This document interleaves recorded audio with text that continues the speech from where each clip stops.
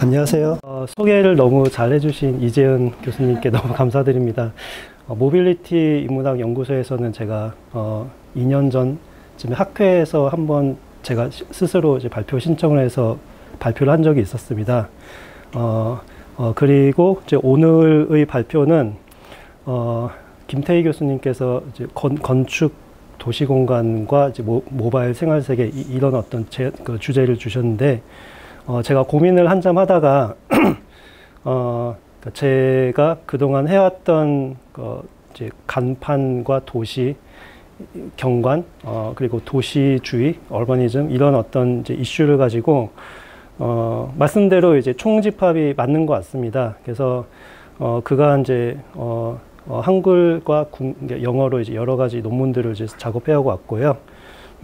그리고 최근에는 말씀대로 인류세, 객체지향 등등의 어떤 이론적인 관심사를 가지고 과거의 연구를 또 새롭게 좀 독해할 수 있는 여지들이 생기고 있고, 또 이제 그 새로운 연구 자체도 이제 진행이 되고 있는데, 오늘의 발표는 제가 박사학위 논문의 어떤 주제라고 이제 이해를 하시면 될 것 같습니다. 그래서 제가 2014년도에 박사학위 논문을 오하이오 주립대 미술사학과에서 작성했었고요. 그때의 어떤 연구를 좀 더 좀 총집합을 하면서 이렇게 다소 이제 졸업한 지는 시간이 지나긴 했지만은 저서 작업을 좀 하고 싶은 그런 과정에 있어가지고 그런 기회에 이제 이렇게 그 강의 요청을 주셔가지고 저로서는 이제 너무 좋은 기회라고 생각하고요. 아무튼 이제 1시간 정도 아까 제가 이제 주어진 시간이라고 알고 있는데요. 그래서 이제 슬라이드를 보면서 제가 하나씩 이제 말씀을 좀 드리도록 하겠습니다. 먼저 처음 슬라이드에 대한 도파는 이제 어떤 이제 작가의 작업인데, 그건 나중에 더 이야기를 할 기회가 있기 때문에 넘어가도록 하겠습니다. 그래서 제가 빌보드 커뮤니티라고 할 때 이렇게 누군가 이렇게 명명하는 사례는 지금까지는 두드러지게는 없는 것 같고요. 제가 이 용어를 고안을 해서 말하자면은 지금 화면에서 보시는 것처럼 특히 이제 아시아 지역의 대도시의 도시경관이란 것이 이렇게 많은 어떤 상업 프로그램들이 밀집해 있고, 특히 이제 야간에서 볼 때는 이렇게 네온 사인, 광고, LED, 간판 이런 것들이 매우 밀집하고 압축적이고, 또는 이제 폭발하는 어떤 그런 느낌을 가지고 어떤 도시의 말씀대로 스펙터클을 이렇게 제시를 하는 것 같습니다. 그렇다면은 이런 스펙터클한 도시 공간에 대한 이제 여러 가지 각도의 논의와 분석이 가능할 텐데요. 이제 저는 이러한 스펙터클한 도시의 풍경들이 과연 이제 도시 일상, 저희가 일상생활이라고 할 때 그런 일상의 맥락에서 어떤 상관관계가 있을 것인가. 그래서 이런 어떤 종류의 이미지를 저희가 이제 볼 때, 예를 들어 이제 아크바 아바스라는 이제 홍콩의 학자 같은 사람은 소외의 공간이다라고 이제 명명을 한 바가 1990년대 어떤 일련의 텍스트들에서 얘기를 하기도 했고요. 저희가 기 드보르의 스펙터클의 사회 같은 걸 생각해 볼 수도 있고, 그런 각도에서 볼 때는 이런 어떤 대도시의 그 야간 경관은 너무나도 이제 상업적이고, 여기에서 어떤 도시의 어떤 커뮤니티라든지 도시의 정의라든지 어떤 사람들의 어떤 관계라든지 이런 퍼블릭한 측면에서는 좀 더 타락했거나 아니면 여기에서 어떤 유의미하게 뭔가를 끌어낼 수 있는 여지가 많이 보이진 않을 수 있다라고 볼 수도 있긴 한데, 과연 그럴까라는 질문에서 제 연구가 출발했던 것 같습니다. 그래서 경로에서 이렇게 제가 전반부에서는 조금 더 많이 회사되는 방식의 간판, 광고판을 둘러싼 논의와 사례들을 이제 살펴보고요. 중간 이후부터는 제 연구들을 통해서 그런 어떤 다른 기존의 어떤 관점과 논의에 한정하지 않는 다른 어떤 논의들 또는 이제 생각의 방식들, 관점들을 좀 더 살펴보려고 합니다. 먼저 조금 뭐 상관관계가 없다고 보여질 수도 있고, 어찌 보면 앞선 이미지의 연장선상에서 화려하고 굉장히 그 스펙터클한 그런 풍경들이 영화나 어떤 애니메이션 이런 데서 차용이 많이 되어 왔던 것 같습니다. 정말 여러 가지 사례들이 있겠지만은 오래된 리들리 스콧의 블레이드 러너 같은 걸 생각해 볼 수 있고요. 그래서 여기 이제 옛날 버전의 미디어 파사드 같은 게 이제는 어떻게 보면은 일상생활이 되었다고 볼 수도 있고요. 공각기동대 이런 영화에서도 오른편 위에 보시면은 홍콩인지 도쿄인지 알 수는 없지만 어쨌든 굉장히 이제 혼종적인 도시 풍경이 이제 미래 도시의 어떤 하나의 디스토피아적인 단면으로 소개가 되기도 했고요. 그리고 이제 어벤져스, 여기 이제 스칼렛 요한슨이 이제 김밥 천국을 이제 배경으로서 뭔가 총격전을 벌이고 있다든지, 이런 어떤 약간 이국적인 느낌의 한국의 어떤 상업경관이 영화로 차용된다라는 이제 예시가 있고요. 그리고 이제 앨리스 애널드라는 사람은 이제 뉴욕 기반의 그 영화 감독인데, 이건 좀 더 다큐멘터리에 가깝습니다. 그래서 어떤 이제 세계의 대도시들에서 이런 이제 광고판 또는 이제 광고 현상들이 어떻게 작동을 하고 있고, 그리고 일련의 인터뷰들을 이제 수행하면서 이런 광고판 어떻게 생각하냐, 그런 어떤 다양한 이제 의견들이 있고요. 그래서 누구는 커뮤니티가 이제 좀 더 약화되어 가는 어떤 현상과 맞물려 있다. 또는 이제 홍콩의 어떤 누군가는 근데 이런 경관이 또 오히려 좀 더 이 도시의 어떤 아이덴티티를 형성하는 데 좀 주요한 역할을 하지 않냐, 이렇게 이제 생각하는 시민들도 있고요. 그래서 이제 제가 이제 흥미롭다고 생각하는 부분은 그 어떤 견해가 되었든 이거를 어떤 이분법적으로 생각하기에는 다소 좀 어렵지 않나라는 그런 중간 결론이 나오는 것 같습니다. 그리고 이제 폴 비릴리오는 오래전에 신주쿠인지 어떤 이제 일본의 이런 어떤 경관을 두고 유령 경관이라고 말한 적이 있었고요. 그래서 제가 이제 논의하고자 하는 대상이 그렇게 낯설은 종류는 아니라고 생각합니다. 특히 이제 한국에서는요. 그래서 이런 이제 사진에서 보는 것처럼 이런 종류의 풍경, 즉 이제 간판들이 있고 그 간판들이 붙는 건물이 이제 소위 근린생활시설, 줄여서 근생이라고 하는 건물이 있고요. 이런 게 주로 저층이고 도로와 이제 맞닿아 있는 어떤 작은 필지에서 건물이 올라가 있고, 그 뒤에는 아파트가 있고요. 그래서 아파트가 주거이면은 근생은 상업이고, 이렇게 주거와 상업이 항상 맞물려 있지 않습니까?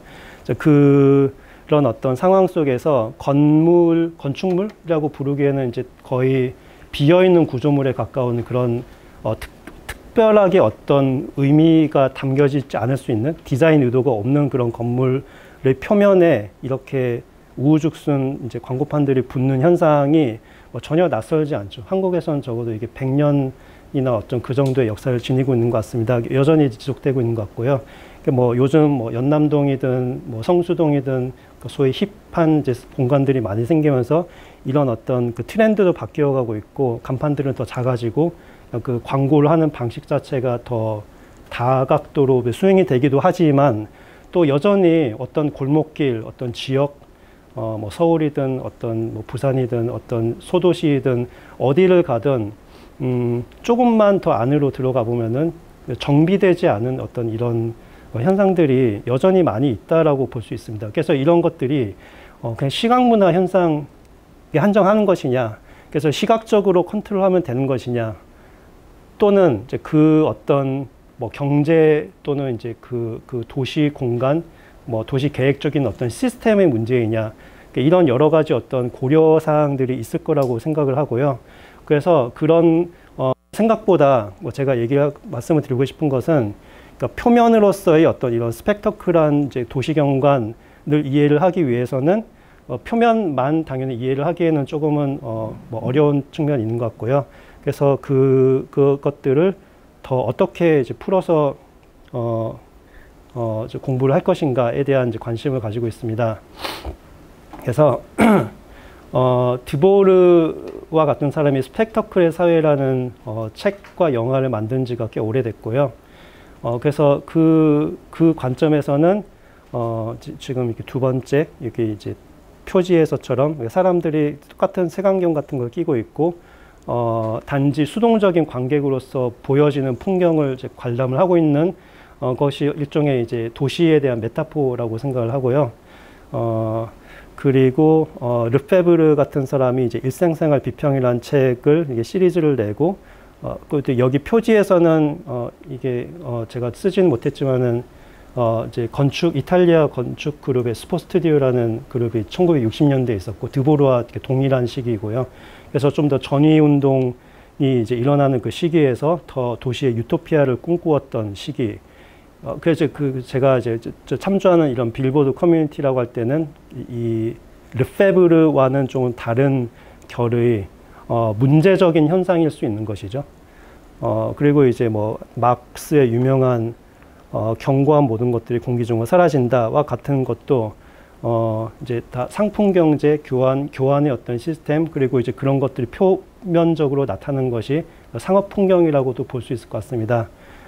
그리고 이제 장릭 낭시를 제가 가져온 이제 맥락은 약간은 이제 다른 관점을 제시를 합니다. 그래서 이 사람은 사회의 그러니까 바꾸어서 그러니까 드보르가 스펙터클 사회 말한다면 이제 낭시는 사회의 스펙터클을 말하면서 이제 그 사회라고 이제 말을 할 때 이 스펙터클을 빼고 말할 수 없다라는 어떤 논지를 이제 펼치면서요.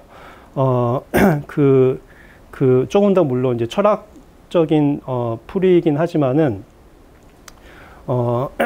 개인이 있고 개인들의 집합으로서의 사회가 작동하는 무대가 있으면은 그 무대가 항상 영어로 here and now라고 할 때 이제 여기에서 지금 일어나고 있는 무언가들인데 그게 뭐 농촌일 수도 있고 도시 한복판일 수도 있다는 거를 저는 이해를 했습니다. 그런 측면에서 그러니까 도시에서의 상업적인 영역이 무대가 아니라는 법이 없다고 한다면은 여기에서 일어나는 관계가 뭐 피상적이든 깊든 어떠한 종류가 되었던 무언가의 관계가 일어나고 있는다고 한다면은 이게 어떤 뭐 연대와 장소성이나 뭐 공동체의 의식이라든지 이런 것과 무관하지 않을 수 있는 것이 아닌가라는 측면에서 어떤 그 관계 그리고 이제 유의미한 어떤 공동체의 범주가 왜 상업적인 것을 비껴 나가야 되는가라는 어떤 질문을 할 때 꼭 그렇지 않을 수도 있지 않나. 그런 면에서 이제 스펙터클의 사회를 뒤집어서 생각해 볼 때는 뭐 그게 뭐 불만족스럽거나 이게 늘 여전히 소외를 수반할 수 있을지라도 어떻게 보면 여전히 이제 그 오랫동안 주어져 오고 있는 도시의 현실일 수 있다라는 어떤 맥락에서 이제 그 광범위한 막시즘 이후에 그 소비 문화와 뭐 상품 경제 그리고 이제 상업 경관 등을 이제 다루는 이제 광범위한 연구들이 있어 왔는데 그 계보를 따르면서 동시에 이제 그 오늘날 그러니까 뭐 21세기에서의 그 대도시의 상업 경관이 여전히 이제 그러한 이론적인 프레임 속에서 해독이 되어 이제 충분한가 아니면 혹시라도 어떤 좀 더 생각의 여지가 다른 이제 생각의 여지들이 있는가라는 점에 제가 관심을 가지고 있었습니다. 그래서 여전히 뭐 이제 요즘 그렇다면은 이제 담론이고 이제 현실 속에서 내가 이제 접할 수 있는 뭐 저는 이제 부산에 있어서 부산대 정문 뭐 지난달 초에 찍었거든요. 그러니까 뭐 이게 사실은 뭐 이제 도로가 있고 가로수가 있고 건물이 있고 간판이 있고 이런 것들이 뭐 몇십 년 전과 크게 다르지 않은 측면들도 있습니다. 근데 이제 연남동 같은데 작년의 이미지인데요. 뭐 이제 주택을 개조하고 이렇게 그 광고를 하는 방식이 달라지긴 했습니다. 근데 이제 뭐 어떤 그 형식이 바뀌긴 했는데 여전히 건물이 어떤 광고의 역할을 하는 측면에 있어서는 뭐가 크게 달라졌을까라는 생각이 들기도 합니다. 물론 이제 여기서는 공동화 현상도 이제 논의를 이제 해야 되고 복잡한 문제들이 있을 텐데요. 뭐 제가 거기까지는 다 그 논의를 하기는 아마도 이게 쉽지는 않은 것 같습니다만은 기본적으로 상황마다 시기마다 그리고 이제 뭐 사회의 어떤 최근에 코로나 때문에 이제 장사가 안 돼서 뭐 건물이 비고 뭐 이제 점포들이 많이 생기고 그러면서 이런 어떤 복잡한 상업 풍경들도 일부는 되게 약간 비어 있는 듯한 느낌을 주고 하지만은 또 여전히 그게 완전하게 가시지는 않고 이게 개인의 어떤 호불호나 어떤 뭐 미적인 판단 여부와에도 불구하고 여전히 지속되고 있다는 점은 여기에서 저희가 뭐를 어떻게 더 논의를 할 수 있고 뭐를 할 수 있고 또는 뭐를 할 수 없는지에 대한 것이 제 생각에 완전히 해소가 되거나 종결이 난 것 같지는 않습니다. 네, 그래서 그게 도시가 작동하는 방식이라고 생각을 하고요. 그래서 이런 논의조차도 이제 건축을 예로 들면은 건축 분야에서 뭐 꽤나 오래된 이제 담론이긴 합니다. 그래서 일상에 대한 관심이 그러니까 건축에서 많이 이제 있어 왔었고요. 그게 이제 여기 이제 두 권의 책을 제가 이제 가져왔는데 에브리데이 얼버니즘이라고 할 때 뭐 일상 도시론 정도가 되겠죠. 그래서 이 일상 도시론이라는 것이 20세기 건축에서 뭐 초반에는 모더니즘 이제 조금 더 획일화된 탑다운식의 도시 개발 건축과 도시의 어떤 개발이 있었다고 한다면은 그런 어떤 흐름이 2차 대전 이후에 좀 더 변해가는 과정 속에서 더 일방적이고 더 그러니까 위로부터 아래의 어떤 도시 개발이나 건축적인 계획보다는 더 주변에 대한 관심을 가지고 그러니까 실천을 하는 것을 고민해보자라는 것이 이제 대략 1960년쯤부터 포스트 모더니즘과 건축 논의와 함께 전개가 되어가고 있었고요. 그리고 이제 요 두 책은 대략 2000년대 초반에 이제 그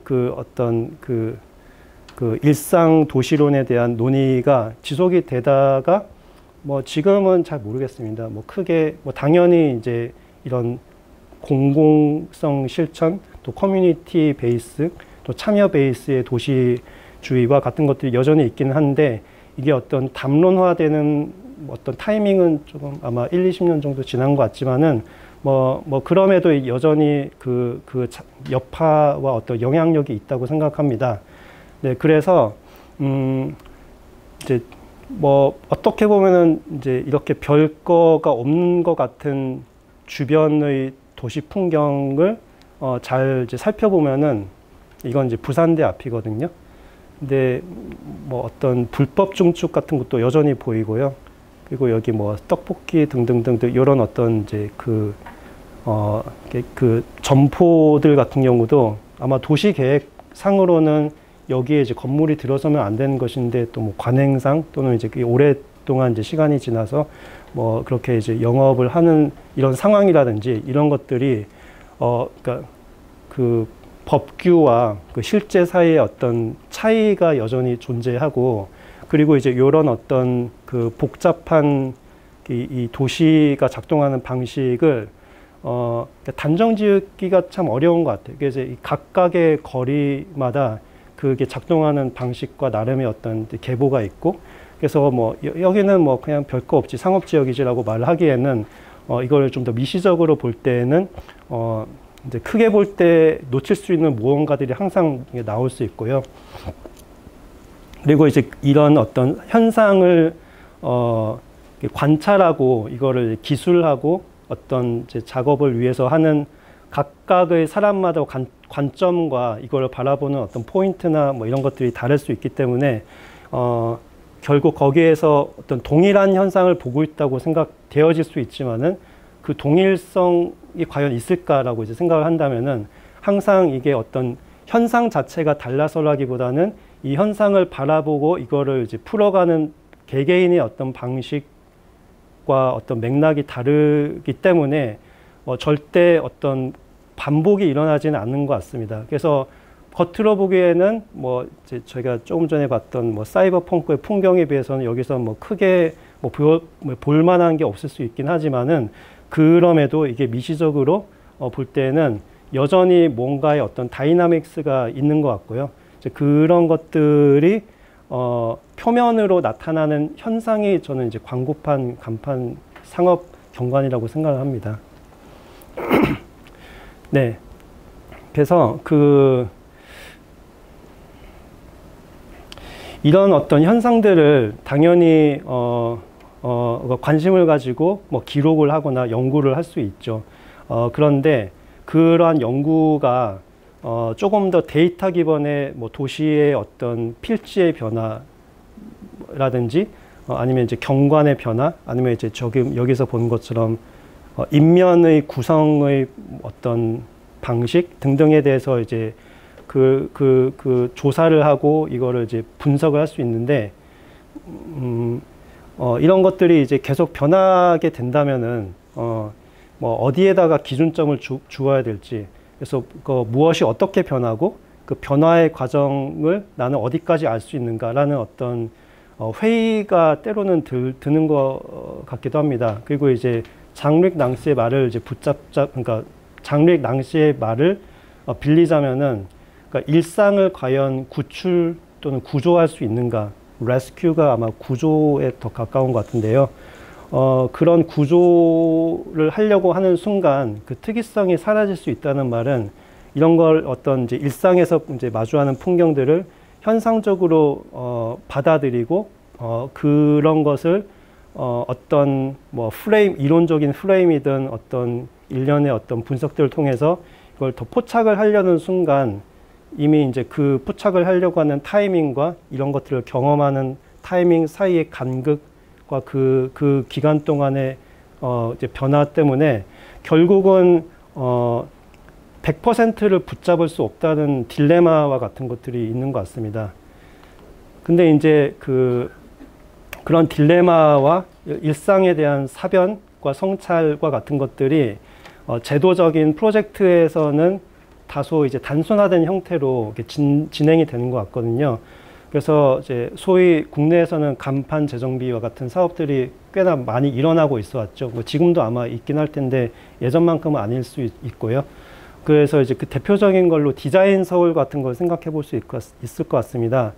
뭐 당시 2010년대에도 이제 오세훈이 서울시장이었고, 뭐 지금도 그렇지만요. 지금은 아마 다른 식의 어떤 도시 개발이 일어나고 있을 거라고 생각하고요. 그 당시에는 디자인 서울이라고 할 때 일종의 어떤 21세기 종합예술이라는 어떤 말이 과장이 아닐 정도로 뭐 청소부의 옷 디자인, 뭐 그리고 맨홀의 디자인, 뭐 그리고 이제 여러 가지 어떤 그 도시의 요소들을 어떤 어젠다와 어떤 굉장히 정제된 디자인 그 어떤 목표에 따라서 그 재조정을 하는 과정을 이제 거쳤는데, 이게 뭐 언제 사라졌는지 모르게 사라진 것 같아요. 그래서 아마 이제 그 시장직을 사퇴하고 이제 박원순 전 시장이 이제 그 다음으로서 이제 그 수행을 하는 과정에서 이 프로젝트는 그냥 조용하게 사라진 것 같거든요. 그래서 이제 디자인 서울에서 그 간판을 다루는 방식이 어떻게 제도 공간이 이런 어떤 상업적인 요소를 그러니까 이해를 하고 이거를 개입을 하려고 하는지에 대해서 잘 보여주는 뭐 상징적인, 이제는 좀 역사가 된 그런 사례인 것 같습니다. 그래서 디자인 서울이라고 할 때 뭐 그 하위 프로젝트의 수는 너무 많지만은 기본적으로 조금 상투적이라고 할 수 있는 이분법이 작용하는 것 같습니다. 그래서 왼편과 같은 데서는 좀 더 아름다운 뭐 자연경관과 뭐 문화유산 뭐 이런 것들이 있고요. 오른편에는 이 대량 생산된 주택단지, 그리고 이제 뭐 명동 등등의 어떤 간판이 즐비하는 이런 어떤 상업 풍경과 같은 것들이 아주 조금 더 개념적으로 좋은 것과 그렇지 않은 것, 뭐 아름답거나 그렇지 않은 것, 이런 식으로 구분이 되어지는 경향이 있는 것 같고요. 뭐 이제 그다지 새로운 내용이 아닐 수 있지만 광고판에 대한 디자인을 재정비하기 위해서 뭐 여러 가지 가이드라인이 담긴 가이드북을 만들었었습니다. 금지 사항이 있고, 뭐 그리고 이제 추구하려고 하는 이제 어떤 더 조금 더 정비된 간판의 시스템이 있죠. 그래서 이제 말하자면 전후니까 비포 애프터의 어떤 이것도 이분법의 연장선상이라고 생각하는데요. 그래서 여기에서 나타나는 이미지들은 뭐 여기 뭐 어떤 이제 상점이 어디에 어떻게 위치해 있고 뭐 이 어떤 상업이 운영되는 방식이라든지 이런 거에 대한 어떤 디테일한 분석이나 조사보다는 철저하게 이게 시각적인 영역에 국한해서 이제 혼잡한 것, 그렇지 않은 것 이렇게 해서 이제 이 어떤 표면을 바꾸려고 했었던 많은 시도들이 있었고요. 이제 이거는 같은 맥락에서 아마 만화를 보시면 누군지 아실 것 같은데, 그러니까 이원복 만화가가 글과 그림을 그리고 일종의 교육용 만화였었습니다. 그래서 간판 이대로 괜찮지 않다. 그래서 이제 상업, 그러니까 상인과 상인이 이제 경쟁을 하면서 나는 더 크게, 너도 더 크게 뭐 하면서 그런 것에 대한 어떤 경각심을 불러일으키고 조금 더 양보를 해야지 이런 어떤 도덕적인 메시지를 전달하는 그런 만화였던 걸로 기억하는데요. 어쨌든 여기서도 이분법이 있고 오른편에서는 정말 이제 혼란스러운 꼴라주의 상업 풍경이 있고요. 여기서 이제 관광객으로 보이는 누군가는 길을 못 찾고 있는 거죠. 왼편에서는 이제 반대의 상황이 나타나고 있어서 이게 약간 거칠지만은 이런 이분법 프레임이 이 간판이라는 현상을 제도적으로 공공기관이 어떻게 접근했는지를 단적으로 잘 보여주는 예라고 생각합니다. 그리고 그러한 어떤 제도적인 개입이 과연 어디까지 작동을 했고 뭐 그게 성공했냐 아니냐라는 것들을 또 생각을 해볼 수 있을 것 같은데요. 뭐 거기에 대해서 명확하게 답을 내릴 수 있을지 모르겠습니다. 그래서 실질적으로 뭐 저도 이제 오늘 건대 오면서 뭐 이제 이렇게 건물들도 보고 뭐 큰 건물들에는 조금 더 이 어떤 규율적으로 더 잘 작동을 해서 뭐 이제 간판의 사이즈가 건물의 면적에 비해서 뭐 작게 돼 있고 뭐 그런 어떤 그 변화들이 분명히 있긴 한데, 또 이제 대학 여기 후문이라든지 좀 골목길이라든지 이런 데에서는 그런 이제 어떤 법적인 시스템과는 거의 독립적으로 각각의 상인이 그 거주하는 건물에서 본인의 상업 활동을 하기 위해서 허용되는 어떤 그 활동을 넘어서는 경우가 훨씬 더 많은 것 같거든요. 그래서 이거를 이제 규율을 할 수 있냐 아니냐라는 것이 논의의 핵심은 꼭 아닐 수도 있는 것 같아요. 그래서 이제 저는 그런 걸 다른 실천의 방식들이라고 말을 이제 해보았습니다. 이거는 이제 한국의 사례는 아니고 홍콩의 사례인데요. 제가 앞서 디자인 서울 얘기를 했었는데, 또 이제 서울시에서는 서울 좋은 간판 이런 이제 웹사이트가 있고 거기에서 매년 꽤나 이제 지금도 이렇게 진행이 되고 있더라고요. 십몇 년 이렇게 그 지속이 되고 있는, 그러니까 소위 좋은 간판, 영어로 굿 사인이라고 하는 것에 대한 공모전을 해오고 있거든요. 거기에서는 조금 더 이미 그 이론적인 프레임이 고안이 되어 있고, 좋은 사인은 무엇이다라는 어떤 정의가 있고 풀이가 있고 예시가 있고 선례가 있는 거죠. 거기에 따라서 이제 공모자들이 응시를 해서 사진과 뭐 어떤 정보와 이런 것들을 내면은 이제 그 시에서 선정을 하면서 그게 어떤 규범적인 아름다움과 어떤 도덕적인 시민의식 이런 것들을 함량을 하는 어떤 이제 맥락으로서 어떤 특정한 목적이 있는 웹사이트라고 생각이 됩니다. 근데 그에 반해서 여기에서 보는 것은 neonscience.hk 들어가시면 이제 볼 수 있는 항구적으로 운영되는 사이트인데, 비슷한 맥락에서 홍콩의 도시에서 네온사인의 데이터를 수집을 하는, 그러니까 일종의 아카이브라고 볼 수 있습니다. M+에서 운영을 하고 있고요. 그래서 이제 몇 가지의 이제 도판을 가져왔는데, 왼쪽 도판 같은 경우는 이게 네이탄 로드라는 이제 도로에서의 굉장히 화려한 이제 거리 풍경이고요. 근데 이제 오른쪽의 것들은 이 어떤 약간 재현적이기보다는 더 감각적이고, 이게 어떤 뭐 시공간을 이제 파악하기 어려운 좀 더 이렇게 그냥 네온들 자체인 것 같거든요. 그래서 이제 개인들이 다 이제 촬영을 해서 제출을 하는 거라서 여기 이제 submitted by 뭐 누군가 어떤 아이디들이 있는 거거든요.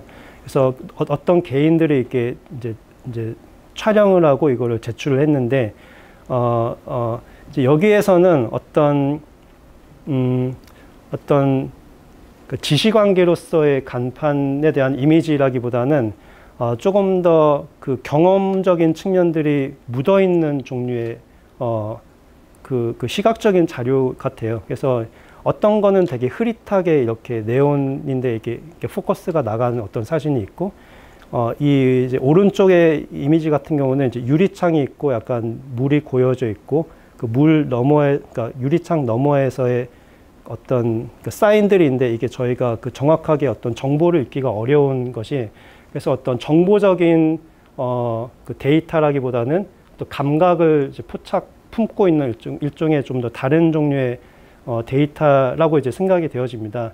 그래서 이제 동일한 방식의 어떤 아카이빙이라고 할지라도, 공모와 아카이빙이라고 할지라도, 그리고 이제 동일한 종류의 상업 광고라고 할지라도 여기에서 어떤 측면을 좀 더 포착을 할 것인가에 대해서는 두 개의 사이트가 약간 차이가 있다라는, 그래서 이제 제가 이 논의를 할 때 정동 논의를 하고 뭐 그랬었던 것 같은데요. 네, 그래서 비슷한 맥락에서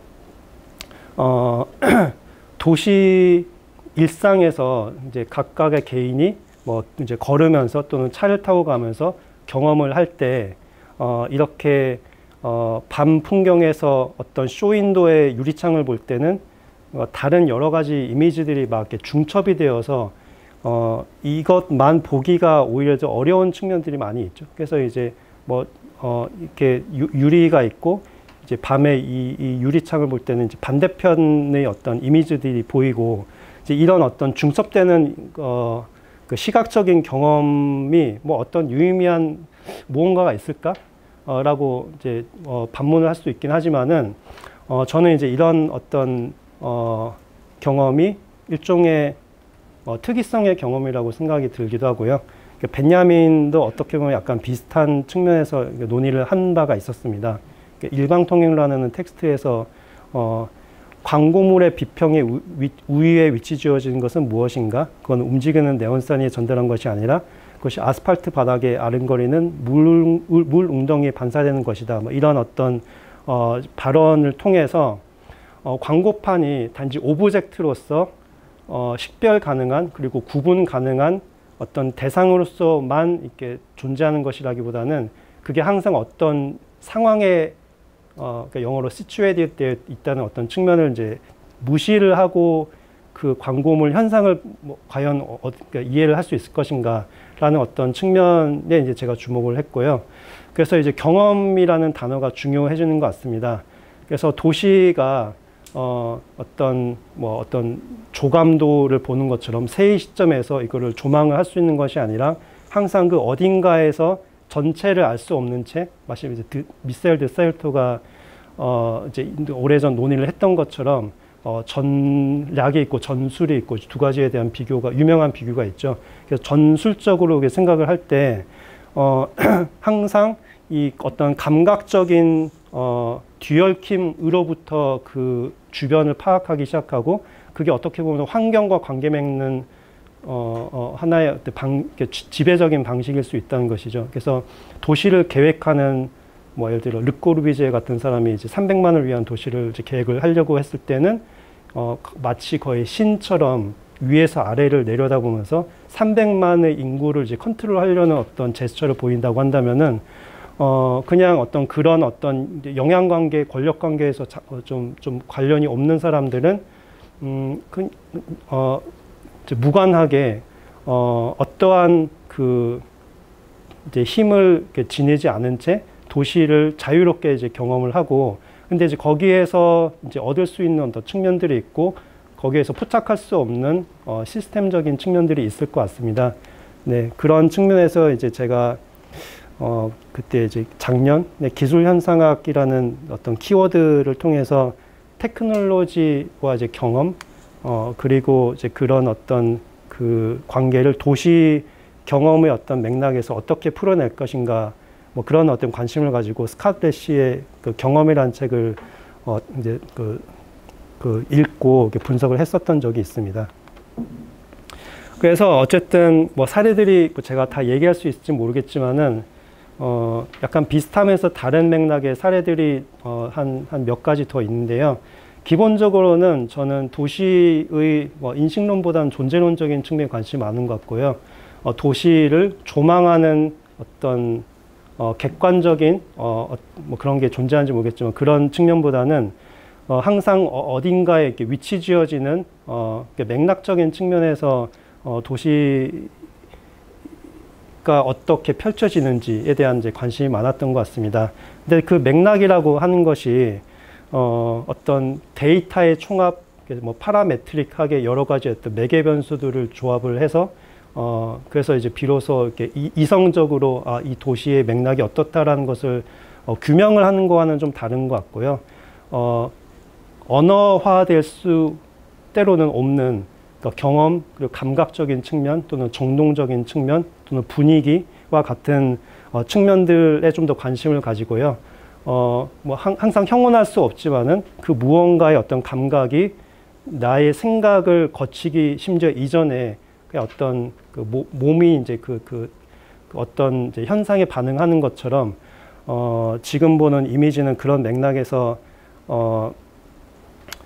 네온 사인을 우리가 누군가가 이런 네온 사인의 움직임을 인식을 할 때 이거를 이제 언어적으로 어떻게 풀 것인가, 그리고 이제 일상생활 속에서 뭐 종로든 명동이든 어떤 뭔가 분주한 도시를 걸을 때 이 모든 것들을 포착을 하고 그리고 이 어떤 시스템을 이제 이해를 하면서 이 어떤 비트들이 이렇게 위에서 아래로 화살표처럼 내려갈 때 이런 어떤 시스템을 어느 정도로 인지를 하고 이걸 통해서 마주하는 뭐 네온 사인과 이렇게 나와의 어떤 그 관계를 정말 충분하게 이렇게 생각을 하면서 그 도시의 장소나 어떤 감각과 분위기를 생각을 할까라고 질문을 할 때 뭐 아닐 수도 있다고 이제 보거든요. 그래서 이제 제가 락강을 이제 더 깊게 얘기하려고 하는 것은 아니지만은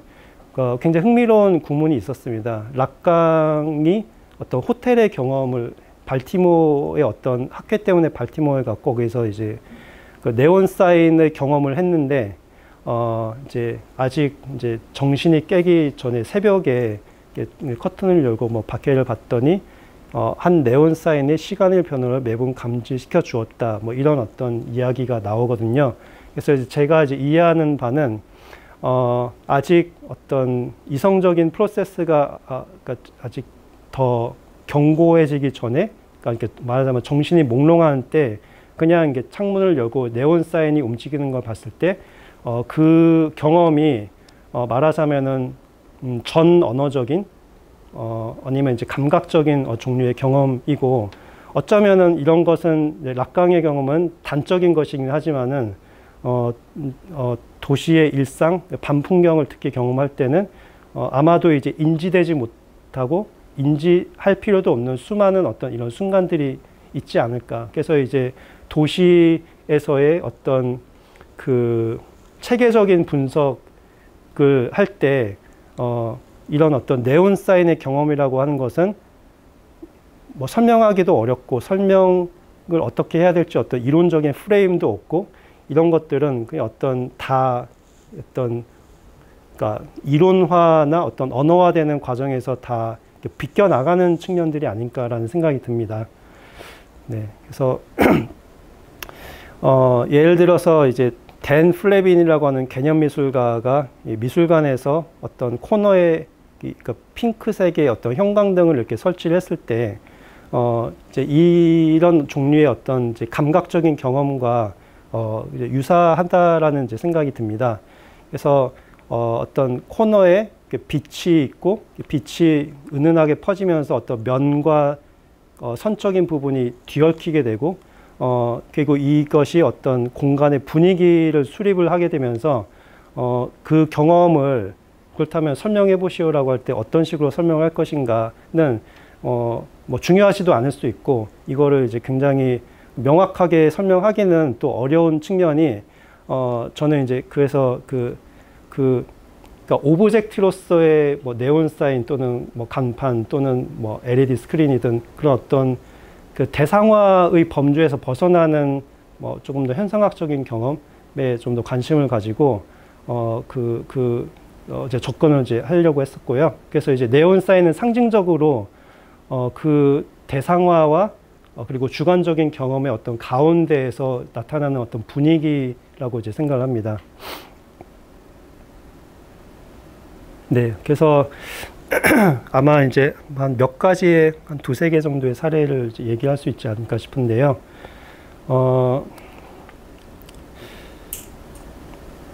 그 타이틀에 나온 이제 도판이기도 하고, 이게 이제 아마도 이제 뭐 마무리가 될지 뭐 그 전이 될지 측면에서 그게 흥미로운 이제 대상이라고 생각하는데요. 광고판이라고 할 때 그 광고판을 작동시키는 행위 주체는 누구일까라는 질문을 한번 해봤습니다. 그래서 그거에 대한 저의 연구의 하나의 어떤 그 사례로서 박준범이라고 하는 그 미디어 아티스트가 어떤 비디오 퍼포먼스라고 하는 어떤 일련의 작업들을 소개를 한 바가 있었거든요. 그래서 그 중에 하나의 이렇게 시리즈고요. 여기서는 이제 한글 제목이 없어서 그냥 The Advertisement라고 하는 그 비디오 작업이 있고, 이 작업을 이제 분석을 한 바가 있었습니다. 그래서 왜 이런 이제 분석이 중요할까라고 할 때는 저는 힘 또는 이제 영어로 force라고 하는 어떤 그 이슈에 대해서 생각을 해보는 계기로서 이제 했는데요. 여기 이제 1분 30초 정도의 영상인데, 뭐, 이렇게 영상을 꼭 보는 거가 중요하진 않다고 생각해서 가져오진 않았고요. 제가 이제 설명을 짤막하게 드리자면은, 이제 작가의 손으로 추정되는 두 개의 손이 화면에 등장을 하고, 이 뒤에는 어딘가에 이제 사진이 있습니다. 사진이 있고 이제 실물 손이 있고 그 실물 손이 미니어처화된 간판의 이미지가 이제 미리 준비가 돼서 이거를 이제 붙이는 퍼포먼스를 하는 거거든요.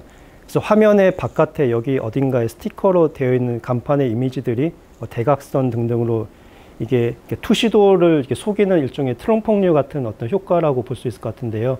그러니까 이제 실제로는 이게 직사각형의 간판 프레임이겠지만은 이게 사진이기 때문에 이게 투시도 쪽으로 지금 대각선으로 보이잖아요. 그래서 대각선의 그 미니어처 간판 이미지들을 이제 스티커화해서 이거를 붙이는 과정을 하는데, 이 작가의 작업에서 흥미로운 것은 이거 패스트 포워딩해서 2배속이나 3배속 정도 이제 빠르게 돌리는 결과로서 이제 영상을 이제 만들거든요. 여기서 보여지는 결과로는 이 간판, 미니어처 간판을 붙이는 행위가 매우 급하게 이루어지는 그런 측면이 있어요. 그래서 급하게 이루어진다는 것에서 어떤 해석의 여지가 있을 것 같습니다. 그래서 겉으로 보기에는 이게 거대한 손이고, 이게 어떤 이제 건물들이 이제 손의 크기와 비슷하고, 그래서 이게 컨트롤 당하는 대상이다라고 생각을 할 수도 있을 것 같아요. 뒤에 보면 이제 스틸 컷들이 있는데, 아마 이제 왼쪽 위에 이렇게 아주 일상적인 어떤 도시 풍경이 있고, 재개발되는 어떤 건물을 대상으로 해서 아마 이렇게 신축된 건물이라고 한다면은, 무언가 아무것도 붙어지지 않은 어떤 건물에다가 이 사람이 이제 사진을 찍고 거기에다가 미니어처 간판을 붙이는 것인데, 이 과정에서, 어떤 힘의 도식이 이분법적이라고 생각을 할 수 있는 것 같아요. 실제로 이제 관련 텍스트들을 보면은, 예를 들어 제 기억에 이제 강수미 뭐라는 분이 이제 뭐 어떤 이 작업을 해석을 했을 때는 거대한 손이 이제 이 미시적인 도시의 어떤 조직들을 컨트롤 한다라고 이제 그렇게 독해가 되기도 하는데, 조금 더 섬세하게 볼 때는 과연 그럴까라는 생각이 듭니다. 왜냐하면 이제 서둥지둥하는 어떤 분위기, 뉘앙스와 같은 것이 이 어떤 큰 손이 그 크기에 비해서 반드시 이 어떤 하나의 단일 건물의 그 상업 시스템을 컨트롤한다기보다는 그냥 그 과정에서 이렇게 뒤섞이는 거에 가깝다라고 생각이 들거든요. 그래서 이제 그리고 이제 그 밑에는 이게 약간 어둡긴 한데 위의 작업이 이제 여러 가지 어떤 전시장에서 비추어지는 장면들이거든요. 이거에 대한 해석은 뭐 작가의 변도 없기는 한데 제가 해석하는 바는 이런 어떤 그러니까 비디오 퍼포먼스의 풍경들이 일종의 스펙터클이 되는 어떤 다양한 상황들을 연출하는 거라고 저는 생각을 했습니다. 그래서 뭐 때로는 위에서 아래로 보고, 때로는 멀리 보고, 뭐 또는 이제 더 가깝게 이제 더 아이들의 어떤 이제 키의 크기에서 이제 밑을 향해 내려다 보는 등, 그래서 여러 가지의 상황들이 있고, 이 상황들이 이제 이 작업을 더 입체적으로 만드는 것 같아요. 그래서 여기 작업에서는 관객을 상정할 수 없지만은 실제 이제 이런 작업이 관람되는 방식을 이제 굳이 왜 보여줄까라고 생각할 때는 그 과정에서 더 이상 그 건물과 간판과 손이 만들어내는 어떤 퍼포먼스가 단지 어떤 그 실제 자체라기보다는 그게 항상 이미지화되고 누군가의 어떤 삼자에 의해서 관찰이 되면서 그 어떤 온갖 종류의 어떤 디테일한 메커니즘이나 이런 것들을 인지하지 못한 채 그냥 풍경, 스펙터클이고 하고 이제 넘어갈 수 있는 거죠. 거기에서 이제 오독이 일어나거나 오해가 일어날 수 있고, 거기에서 여전히 힘의 도식이 있다. 큰 손이 있고 이제 작은 어떤 간판 단위들이 있다. 그래서 여전히 어떤 누군가의 이게 자본주의인지 아니면 어떤 거대 기업인지 아니면 정부인지 아니면 어떤 건축가나 도시계획가인지 어떤 권력을 지닌 어떤 권력 주체가 도시의 일상을 컨트롤한다라는 어떤 면에선 약간의 허상을 심어줄 수 있는 여지를 좀 더 우회적으로 만들어내는 어떤 여지를 주지 않나라는 생각이 들고요. 네. 뭐 마지막 이미지 정도 제가 설명을 드리겠습니다. 그래서 관련된 어떤 비슷하다는 게 이제 간판 또는 사인을 대상으로 하는 뭐 예술 작품이나 아니면 이제 건축 전시나 뭐 여러 가지 어떤 사례들이 있는데 이 장용근이라고 하는 이제 사진가의 작업은 뭐 꽤 이제는 오래됐고 여기에서는 이제 뭐 어떤 복잡한 논리가 있지는 않은데요. 저는 이제 이 콜라주된 그 간판의 이미지들이 도시에 대한 메타포라고 생각을 합니다. 그래서 어셈블리저스의 빌보드 커뮤니티라는 이제 말을 붙였는데요. 여기에서는 뭐 그 작업의 프로세스는 여러 가지의 어떤 그 거리 풍경을 찍고 이거를 이제 이제 이게 혼잡해 보이지만 그리드로서 이거를 다 붙여놨는데 이런 어떤 다 이질적인 어떤 도시 풍경들이 하나의 평면에 붙여짐으로써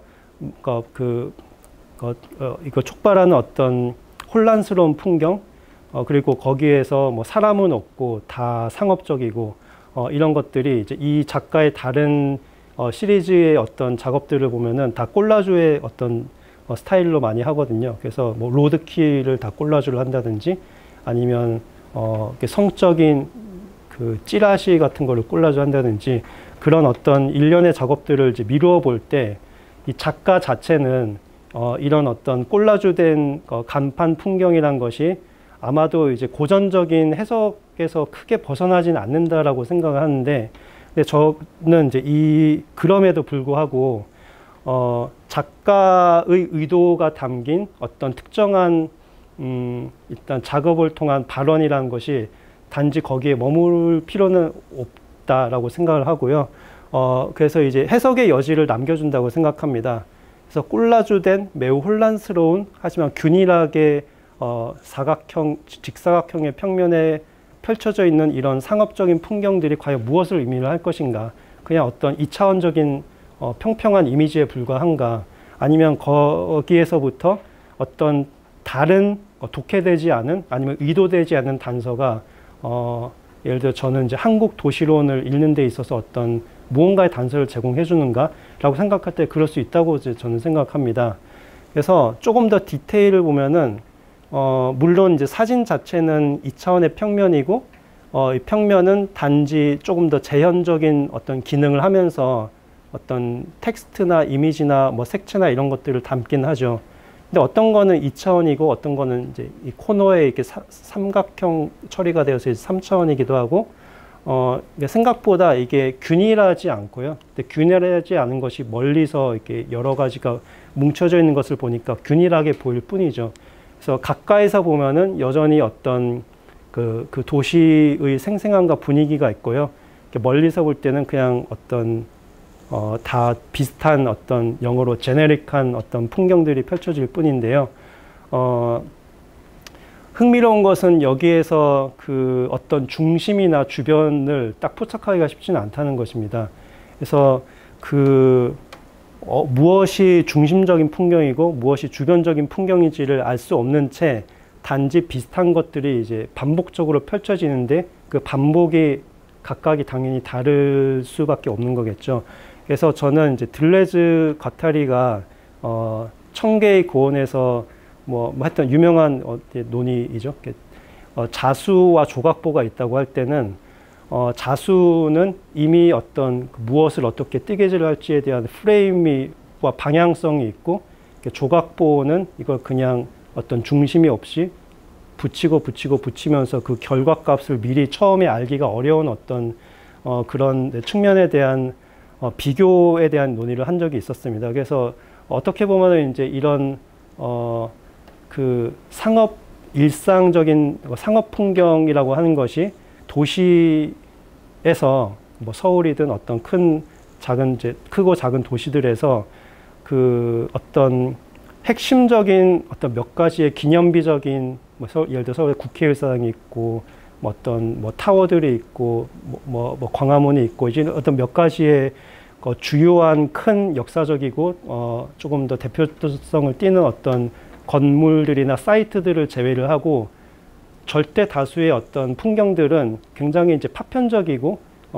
그게 그 어떤 정부의 어떤 계획의 방향성에서 완전하게 부합하지 않는 굉장히 우후죽순인 어떤 도시 풍경들이 많이 있지 않습니까?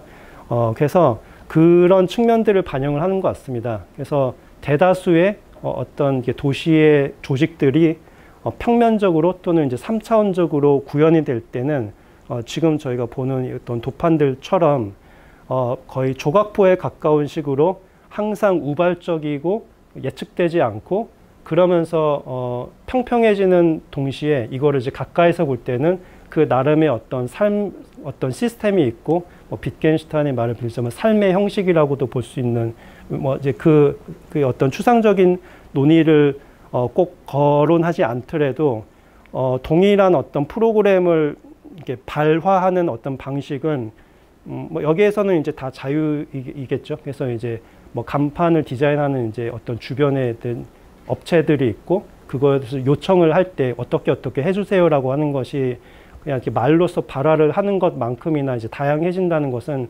당연한 얘기인데 그런 다양함이 이제 뭉쳐져서 이렇게 압축적으로 직사각형의 평면에서 빈틈없이 온갖 기념비나 어떤 대표성을 띠는 건물들이 사라지고 그 비슷한 것들이 이제 하나로 이제 작동을 할 때 여기에서 그 어떤 반드시 디스토피안적인 어떤 좀 부정적인 함의만 있지는 않은 것 같습니다.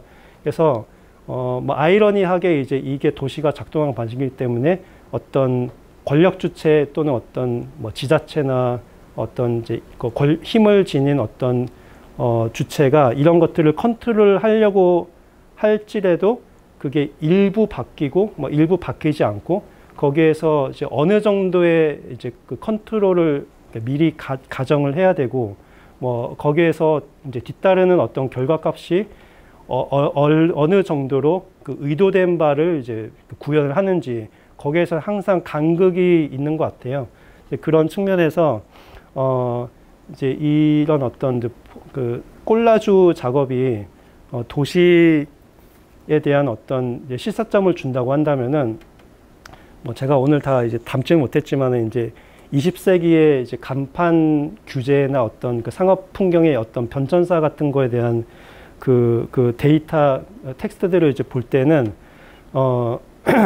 그 항상 어떤 규율과 규율되지 못하는 어떤 나머지들 사이의 어떤 긴장과 충돌에 대한 어떤 이제 역사적인 사실들이 이제 계속 등장하거든요. 그래서 뭐 1900 몇 년에 이제 뭐 재정비를 하였다, 불법 광고를 수고를 하였고, 근데 이제 그게 반복되는 거가 아마도 이제 꽤나 오랫동안 몇십 년 동안 지속이 된다는 것을 볼 때는 그 패치워크, 그러니까 자수와 조각보 사이의 어떤 그 긴장관계에 대한 어떤 도시적 함의점을 더 심사숙고를 할 때에는 그 일방적인 어떤 규율에 대한 어떤 이제 시도들이 작동을 하면 좋지만은 사실은 작동을 안 할 수도 있고, 그래서 때로는 하지 않음이 일종의 어떤 행위로서의 더 의미 있는 역할을 할 수 있다면은 뭐 낭시가 이제 번역어가 잘 모르겠지만 unwork라고 하는 개념이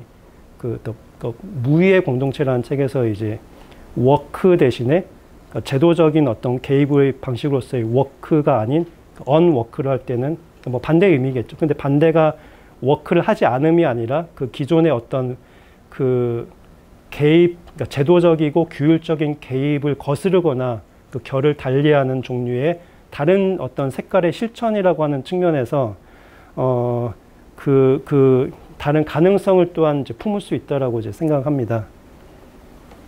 뭐 시간 관계상 제가 몇 가지를 건너뛰고 최정화 작업 분석이 중요한데 이제 이게 마지막 그 섹션이거든요.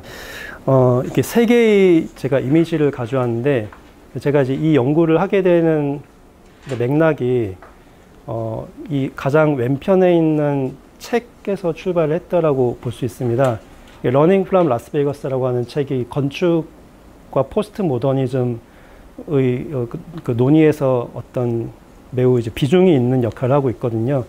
로버트 벤틀리, 데니스 컷 브라운이 서로 부부였고, 스티븐 아이즈너는 이제 일찍 작고한 세 명의 건축가인데, 이 사람들이 말하자면 건축 설계 교육을 하면서 예일 대학교에서 이제 라스베가스로 현장 답사를 가서 그 라스베가스의 1960년대, 70년대 초반쯤에 어떤 그 도시의 풍경과 도시 데이터들을 이 사람들이 수집해서 이거를 다시 가져왔고, 건축물보다는 그거에 부착되는 광고판이 더 중요하다라는 것이 이제 모더니즘, 건축에서의 모더니즘의 논의로부터 새로운 어떤 방향을 트는 어떤 좀 결정적인 계기였다라고 생각합니다.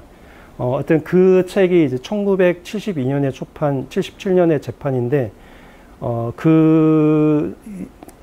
이 러닝 프롬 라스베가스라는 것이 대상은 라스베가스고 이 도시를 조사를 했다라는 어떤 굉장히 명확한 프레임이 있긴 해요. 근데 이제 중간에 에런 비니거라고 하는 사람이 여기 이제 이것도 책 표지인데 여기에서 이 러닝 프롬 라스베가스를 분석하는 책이거든요. 근데 이 사람은 벤틀리 스캇 브라운의 이 작업에서 이 단지 라스베가스라는 도시에 한정하지 않는 좀 더 포괄적인 도시의 함의점이 있다라는 이제 주장을 하면서 특히 이제 스캇 브라운이라고 하는 분이 아직도 살아계신데 이 사람이 판단 유보, 에포케라고 하는 어떤 개념을 경유를 하면서 20세기의 가장 위대한 발명은 판단 유보다 뭐 이런 이제 발언을 하기도 했고, 그래서 이 도시를 관찰을 하고 분석을 할 때 객관화된 대상으로서의 도시가 아니라 거기에서 이 관찰자가 말하자면 투영이 되면서 내가 거기에서 어떤 식의 관계를 맺을 것인가에 대한 성찰이다라고 하는 주장을 이제 에런 비니거라는 사람이 하고 있거든요. 그래서 그 두 권의 이제 책을 통해서 제가 이제 오늘의 발표와 연구를 수행을 하고 있습니다. 그래서 마찬가지로 그렇다면은 서울 서울이나 부산이나 어떤 한국의 특정한 어떤 거리나 도시 지역에서의 광고물 풍경이라고 하는 것이 대상화를 할 수 있을까? 그 대상화를 뭐 하든 하지 않든 그 어떤 풍경에 내가 던져져 있을 때 그 던져진 상황에서 내가 이 주변의 상업 환경과 어떤 식의 관계를 맺을 것인가? 나는 눈을 감을 것인가?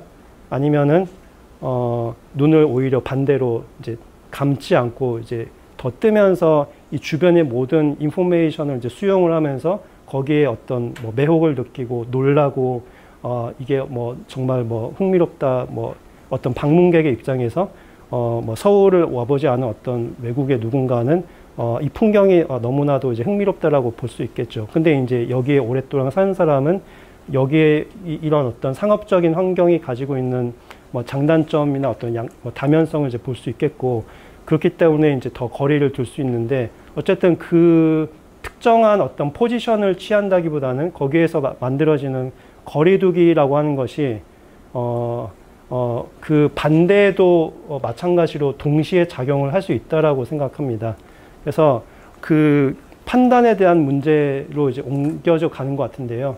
그 판단이 단지 내가 이거를 뭐 미적으로 판단하겠다라기보다는 그 과정에서 내가 이 주어지는 상황에 대해서 어떻게 반응을 할지에 대한 것은 근본적으로 열려 있는 거라고 생각합니다. 그래서 나는 이런 종류의 풍경에 익숙하다. 나는 뭐 도쿄나 뭐 싱가포르나 이렇게 어떤 이제 이런 어떤 익숙한 풍경들을 많이 접해왔고, 뭐 그러면서 뭐 더 거부감이 없이 뭐 받아들일 수도 있고요.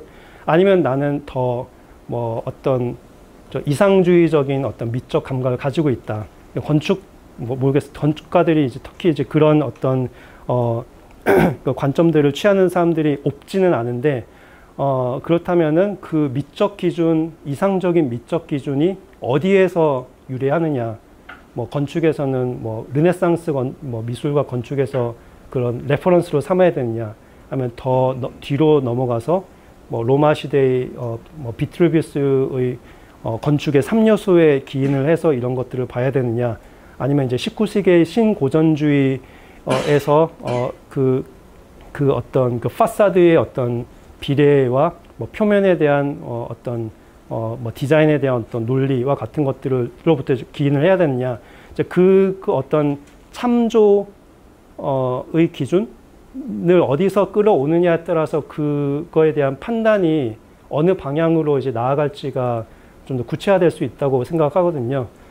근데 이제 어떤 측면에서는 특정한 레퍼런스들 또 특정한 참조 지점들이 지금 내가 마주하고 있는 풍경에 대한 판단 기준이 너무나도 조금 더 한쪽으로 이제 치우쳐질 때는 내 머릿속에 이상적인 어떤 기준이 있고 거기에 부합하지 않으면은 이거는 아름답지 않다라고 이제 생각할 수도 있을 것 같은데, 그렇다면은 나는 마주하고 있는 이 풍경을 그 자체로 또는 총체로서 받아들이는 것인가 아닌가라는 어떤 질문을 그에 따라서 할 수 있을 것 같습니다.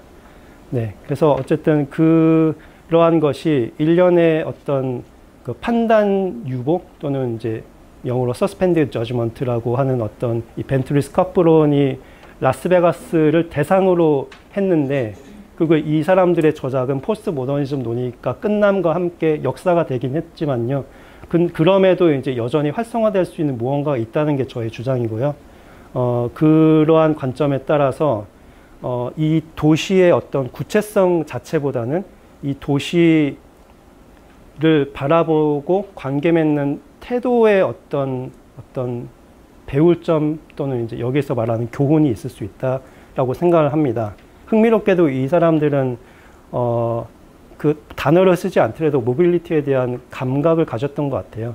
미국에서는 이제 자동차를 타고 넓게 펼쳐져 있는 도시를 이동한 것이 너무나도 일상적인데, 그 환경에서 그 라스베가스를 이렇게 자동차로 달려보니까 여기서 건물을 보는 것보다는 이렇게 사인들이 오히려 더 두드러진다는 것은, 그러니까 사인과 건물의 관계에 대한 좀 숙고를 필요로 하는 거다라는 어떤 이제 메시지가 하나가 있었고요. 지도인데 지도를 2차원적으로 보고 여기에다가 각 상점이나 어떤 프로그램들의 사인들을 평면적으로 이렇게 중첩을 시켰습니다. 그래서 그러니까 디테일한 디자인이 있는 것이 아니라 뭐 스타더스트, 뭐 고스탑, 뭐 리베라 등등 어떤 텍스트들의 집합인데 이 텍스트들이 어떤 건 크고 어떤 건 작고 어떤 거는 가늘고 어떤 거는 대각선이고 이런 어떤 디테일들은 각각의 조사와 이제 그 도시의 경험이 이제 가능한 어떤 방식들을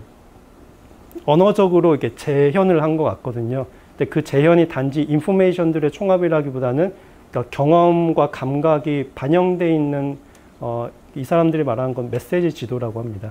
그리고 제가 이제 에포케 판단 유보에 대한 얘기했는데 이제 실제로 이제 이 사람들의 이제 도판에서 에드 루시에이의 그 사진 작가 에드 루시에이의 또 다른 유사한 프로젝트를 이렇게 참조를 하면서 이 사람들이 파노라마를 만들거든요. 그러니까 이 루시에이 역시 이제 캘리포니아 등의 어떤 이제 그 좀 더 한적한 이제 미국의 그 도시 풍경을 파노라마로 만들고 이거를 무표정하게 바라보는 것이 이제 하나의 어떤 단서인데 그 무표정이 일종의 판단 유보이고 무심함을 수반하는 어떤 이제 관계 맺기라고 할 때는 이 어떤 화려한 스타더스트 물론 이제 뭐 약간 한국보다는 덜 화려하지만은 이런 어떤 뭔가의 흥미로운 디자인들에 반드시 놀라야 되냐 이제 거기에서 이제 그 사람들마다의 어떤 그 거리의 정도가 아마 달라질 것 같고요.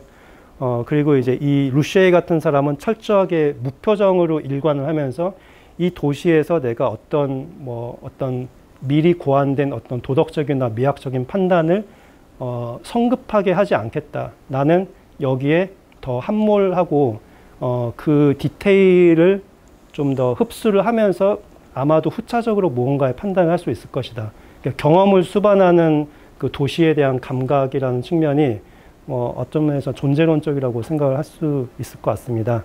네, 그 기념비에 대한 논의가 이제 이건 설명이 좀 더 필요하긴 한데 간단하게 이제 설명을 이제 드리자면은 이 책에서 가장 중요한 도판이라고 생각합니다.